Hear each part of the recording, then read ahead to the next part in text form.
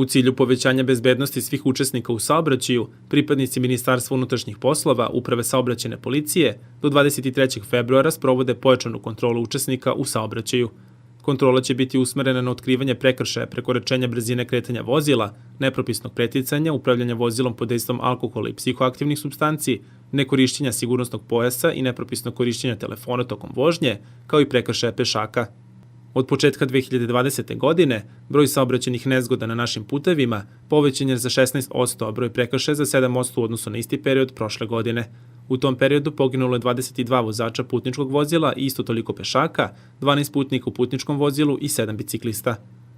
Najčešći uticajni faktor nastanka saobraćajnih nezgoda od početka 2020. godine bila je neprilagođena brzina. Kao rezultat ovog prekršaja, 25 učesnika u saobraćaju izgubilo život, dok je više od 300 učesnika u saobraćaju povređeno. Takođe, u saobraćajnim nezgodama koje su izazvali vozači pod dejstvom alkohola, 3 učesnika u saobraćaju su poginula, a 104 povređena. Analize pokazuju da u naznačenom periodu 58% poginulih vozača i putnika u vozilu nisu koristili sigurnosni pojas. Kada je reč o saobraćajnim nezgodama u kojem učestvuju pešaci, od početka ove godine utvrđeno je da 30% pešaka strada usled neopreznog stupanja na kolovoz.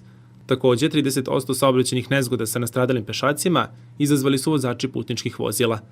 Uprava saobraćajne policije apeluje na sve učesnike u saobraćaju da poštuju saobraćajne propise.